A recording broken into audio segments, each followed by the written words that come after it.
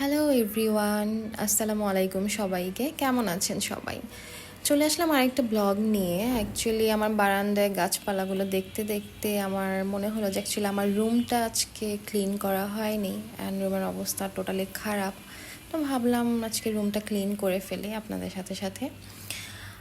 প্রথমে আমি হচ্ছে যে আমার যে ড্রেসগুলো হচ্ছে যে আমি পরে বাইরে যাই, অনেক সময় এসে রেখে দিই খাটের উপরেই। তো এগুলো হচ্ছে যে ভাঁজ করে নিচ্ছি। মানে এগুলো ঠিকঠাক করে রেখে দেওয়ার পর হচ্ছে যে আমার বিছানাটা অনেক অগোছানো ছিল। রাতে অ্যাকচুয়ালি ঘুমানোর পরে ঘুম থেকে সকালে ওঠার পর আমি কিছুই ঠিকঠাক করি নাই। তো ভাবলাম আচ্ছা এখন আস্তে ধীরে সব ঠিক করা যাক।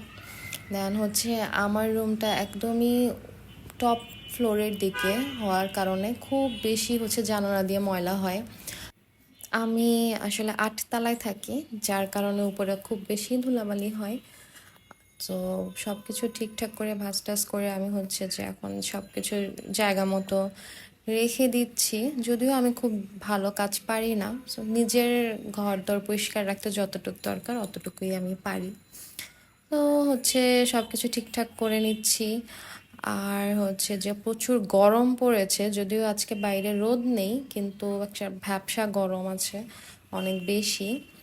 সব কিছু যার যার জায়গা মতো ঠিকঠাক করে রেখে দিচ্ছি আমি, যেন হচ্ছে যে রুমটা একটু হলেও ক্লিন ক্লিন মনে হয়। অ্যান্ড আমার ব্যাগগুলো হচ্ছে যে আমি দেখা যায় বাইরে থেকে আসার পরে সব খাটের উপরে রেখে দিই, বিছানার উপরে। সো ওখান থেকে সব ঠিকঠাক করে সরালাম। দেন হচ্ছে যে যেহেতু হচ্ছে যে আমার বারান্দাটা অনেক উপরে, অনেক বেশি ময়লা হয়, প্রতিদিনই ঝাড়ু দিতে হয়, মুছতে হয়। ঝাড়ু দেওয়ার একটু পরেই দেখা যায় যে আবার হচ্ছে ফুল ময়লা দিয়ে ভরে যায়।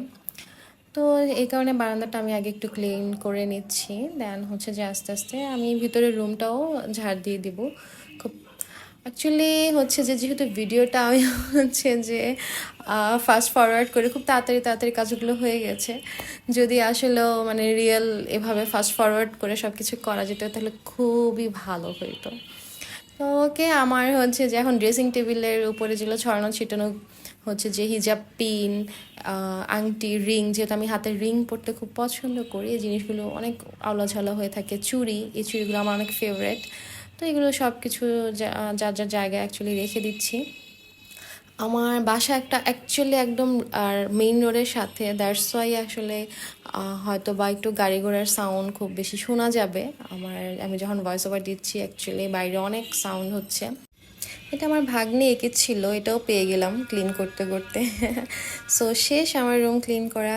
সবাই দেখে জানাবেন আপনাদের কেমন লাগলো ভিডিওটা। আল্লাহ হাফেজ সবাইকে।